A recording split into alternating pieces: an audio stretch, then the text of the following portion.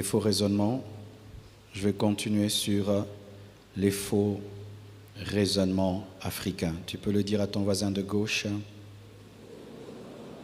ton voisin de droite, celui de devant, celui de derrière, seulement celui qui te sourit. Amen. Paul est un grand enseignant de la parole. Et lorsque tu lis 1 Corinthiens 1, 17 à 25, tu te rends compte à quel point il avait reçu beaucoup de Dieu. Et je vous prie de beaucoup lire Paul. Paul est le principal écrivain de la Bible pour ma part, plus que même Moïse, parce que c'est par lui que Dieu nous a davantage révélé la grâce. Et s'il y a un livre de Paul qu'il faut lire en premier, c'est le livre de Romains. Le livre de Romains, c'est le livre le plus théologique du Nouveau Testament. Lorsque tu maîtrises Romains, tu peux maîtriser facilement les autres épîtres de Paul. Alors là, dans le livre de Corinthiens, Paul est en train de parler à deux catégories de personnes, parlant de leur manière de réfléchir. Il parle des Grecs et il parle des Juifs. Il cherche à les gagner. Il cherche à les convertir, mais tout d'abord, il étudie leur manière de penser et leur manière de réfléchir. Voici la pensée juive. Si Dieu veut me sauver, il doit manifester de la puissance. C'est pourquoi on dit que les Juifs cherchent des miracles. Mais les Grecs, voici leur manière de réfléchir. Si Dieu veut me sauver, il doit être très intelligent. Parce qu'ils s'étaient déjà habitués à voir des grands philosophes, Aristote, Platon, Socrate. Et ainsi, ils pensaient que lorsque Dieu allait venir les sauver, il allait parler comme Platon, il allait parler comme Socrate, il allait parler comme Aristote. Et les Juifs avaient un grand prophète, Moïse, qui a divisé en deux la mer Rouge, qui leur a donné de l'eau dans le jardin, dans le désert, qui a fait des prodiges extraordinaires pour les sortir de l'Égypte. Alors ils se sont dit que lorsque le Messie va venir, alors il va faire plus de miracles que Moïse. Ils s'attendaient à la puissance, ils s'attendaient à des miracles. Alors Dieu, pour confondre leur manière de réfléchir, parce que dans la manière dont Dieu opère, c'est de renverser les raisonnements des hommes. Alors Dieu, au lieu de venir dans l'intelligence réclamée par les Grecs, il vient dans la folie de la prédication, la folie de l'évangile. Et au lieu de répondre aux besoins de puissance des Juifs, les miracles, il vient par la faiblesse de la croix. Mais cette faiblesse de la croix, elle est plus puissante que la puissance des Juifs, parce que tous les miracles que Moïse a faits, aucun d'eux n'a pu sauver Israël. Et toute la sagesse et l'intelligence qu'ont manifesté les philosophes grecs, tout cela n'a pas pu sauver les Grecs. Et Dieu vient au travers de la folie de l'Évangile. Pourquoi l'Évangile est-elle une folie? Parce que l'Évangile affirme quelque chose d'irrationnel. Que tu dois croire en quelqu'un qui est mort il y a 2000 ans pour toi, et si tu crois en lui, tu es pardonné. Que Dieu impute à quelqu'un d'autre tes péchés et t'accorde sa justice alors que tu n'étais pas là. C'est l'une des raisons pour lesquelles les musulmans ne croient pas en Jésus. Ils disent que le christianisme est une religion trop facile, parce que dans l'islam, tu dois payer le prix de ta propre vie pour entrer au ciel.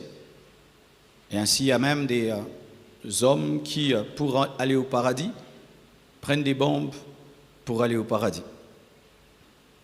Mais quand l'évangile vient, l'évangile te dit, ne fais rien, crois seulement et tu seras sauvé. Et crois en quoi? Pas en la force, en la mort, la faiblesse. Lorsque Jésus-Christ est venu, il a trouvé Israël sous l'emprise des Romains. Et il dit, il est le Messie, le Sauveur. Et ils se disent, mais s'il est le Messie, il est le Sauveur, il voit bien que les Romains nous dominent, c'est sûr qu'il va nous délivrer. Et Jésus, au lieu de les délivrer du joug des Romains, qu'est-ce qu'il fait? Il ne s'occupe pas de la politique, il s'occupe de la vie éternelle, il prêche le royaume, on l'attrape et on le crucifie. Et qui le crucifie? Les Romains. Et il meurt sur une croix romaine. Et puis tu viens de dire à un juif que tu dois croire en celui qui a été tué par les Romains. Entre guillemets, pour eux, un sauveur faible. C'est pourquoi c'est seulement par révélation que tu peux devenir chrétien. Parce que c'est la révélation qui te permet de voir au travers de la mort la résurrection. Parce que beaucoup de juifs ne croient pas que Jésus est ressuscité. Si tu vas en Israël, tu seras choqué. Beaucoup de juifs ne croient pas que Jésus est ressuscité. Ils disent que les chrétiens ont inventé la résurrection de Jésus-Christ. Et si tu es encore pour te choquer, si tu vas en Israël, il y a 2 tombeaux de Jésus. Il y a le tombeau d'une certaine église et le tombeau d'une autre église. Toi-même, tu choisis lequel tu crois. Alors, mon frère, si toi, tu iras en Israël pour vérifier la résurrection de Jésus-Christ au travers d'un tombeau, eh bien, tu es un incrédule. Mes frères et sœurs, lorsque je suis entré dans le tombeau de Jésus, je n'ai pas eu beaucoup d'émotions. Vous savez pourquoi? J'avais déjà des émotions. Je croyais déjà qu'il était ressuscité. Je n'ai pas cru que Jésus-Christ est ressuscité parce que le tombeau était vide. Ainsi, même s'il n'y avait pas un tombeau vide comme me présentait, il doit être vide quelque part parce que moi, je vis Jésus le ressuscité. Jésus m'est apparu à l'âge de 15 ans. Je n'ai pas besoin de voir un tombeau vide pour croire en la résurrection de Jésus. Et Paul maintenant commence à détruire leur recherche de sagesse et leur recherche de miracles en présentant la croix comme étant une puissance et en présentant l'évangile qui est une folie comme étant la sagesse de Dieu supérieure à la sagesse des hommes.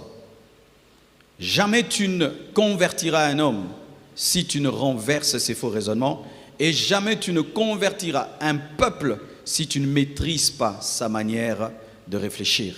C'est pourquoi Paul a écrit beaucoup d'épîtres selon le peuple auquel ils étaient adressés. Pour ma part, au sujet des faux raisonnements africains, pour ne pas déborder, mais j'ai quand même débordé au premier culte, je ne sais pas comment je fais, même quand je mets 2 points, je déborde toujours. Aujourd'hui, je n'ai que 3 points, alléluia, 3 points, et avant même de commencer à parler, j'aimerais vous dire que je n'ai aucun projet politique, amen, hein? Mais j'ai le but d'engendrer des politiciens et des grands leaders, mais pour ma part, je me contente d'être Achitophel à l'oreille de David. Amen. Parce qu'il y a des gens maintenant qui m'écrivent des choses. Je ne suis pas là-bas. Amen. Hein? Mon travail me prend beaucoup de temps. Je n'ai pas même le temps d'être sénateur et député. Pour moi, devenir sénateur ou député, c'est une distraction. Amen. Amen. Même devenir ministre, c'est une distraction. Vous me prenez trop de temps. Et quand j'ajoute Tabiri aussi, me prend trop de temps. Alors, voici un premier faux raisonnement africain. Je ne veux pas dire qu'il n'y a pas ce raisonnement dans d'autres pays, dans d'autres peuples, mais ce raisonnement est très accentué en Afrique et il est l'une des causes du manque de développement de notre continent et de notre pays, la RDC. C'est une question qui est souvent posée aux personnes courageuses. C'est une question qui est souvent posée aux personnes qui osent se démarquer. C'est une question qui est souvent posée aux personnes qui en ont marre du statu quo et qui veulent changer les choses. On leur dit toujours, c'est toi qui arrangeras ce pays. Qui a déjà entendu ça? Et en lingala, ils aiment dire ça.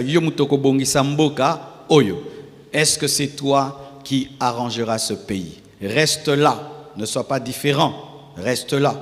Et lorsqu'une personne a un rêve de changer le pays, de changer le continent, de changer son église ou sa famille, on vient lui dire que tu es orgueilleux, tu es rêveur, tu es irréaliste et même suicidaire.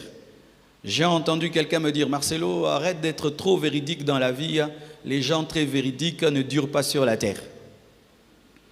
Alléluia. C'est-à-dire, soit comme tout le monde prêche tellement des choses sans conviction pour faire plaisir aux gens, mais arrête trop de déranger les gens, ce n'est pas bien. Garde-toi, sois comme tout le monde. Lorsqu'un homme veut changer son environnement en Afrique et dans notre nation, on amène un défaitisme en lui. pour lui dire « tel a essayé, tel autre a essayé, tu ne pourras pas ». Reste tranquille, c'est un combat perdu. Et nous sommes dans un royaume de crabes. Tu sais, lorsque tu attrapes des crabes et tu les mets dans un panier, ça ne sert à rien de les surveiller. Ils vont se surveiller eux-mêmes et ils vont veiller que personne ne sorte du panier. Et souvent, en Afrique, nous sommes comme des crabes. Lorsque quelqu'un veut se lever et changer la société, on le tire vers le bas. Un orgueilleux, un orgueilleux, un orgueilleux, un rêveur. On met des bâtons dans le roue à toute personne qui veut changer les choses, à toute personne qui ne parle pas comme tout le monde, qui ne voit pas comme tout le monde, qui a un rêve, qui a une vision. Est-ce que tu peux changer ce pays? On a toujours été ainsi. Tel était plus intelligent que toi, tel avait plus de moyens que toi, tel était plus connu que toi, il a essayé, il n'a pas pu. Tu ne pourras pas, garde-toi, reste là. J'aimerais nous parler, mes frères et sœurs, que les païens parlent ainsi parce qu'ils sont païens. Ils n'ont pas une intelligence renouvelée, mais pas nous. N'aie pas le ministère du découragement. Et si même tu ne crois pas mon rêve, préfère te taire que me décourager. Si c'est que moi je veux faire est trop grand pour toi, garde ta langue, ne parle pas, mais ne décourage pas. Peut-être tu vas décourager le futur Lumumba. Peut-être tu vas décourager le futur Martin Luther. Peut-être que tu vas décourager le futur Martin Luther King. Peut-être tu vas décourager notre Elon Musk, parce que je rêve qu'on ait aussi nos Elon Musk. Peut-être que tu vas décourager notre futur multimilliardaire. Peut-être que tu vas décourager l'homme qui va créer le téléphone congolais. Peut-être que tu vas décourager l'homme qui va créer la voiture congolaise. Peut-être que tu vas décourager notre savant en lui disant « Est-ce que tu changeras ce monde ?» J'aimerais parler à tous ceux qui entendent de telles paroles. Est-ce que tu changeras ce monde? Est-ce que tu changeras? Moi je te dis, tu changeras ce monde. Tu changeras ce monde. Les hommes qui influencent la terre sont des hommes comme toi. Ils sont des femmes comme toi. Elon Musk est un homme comme toi. Il a fait la voiture électrique. Mark Zuckerberg, ce nom-là me complique souvent. C'est un homme comme toi, mais il a fait Facebook.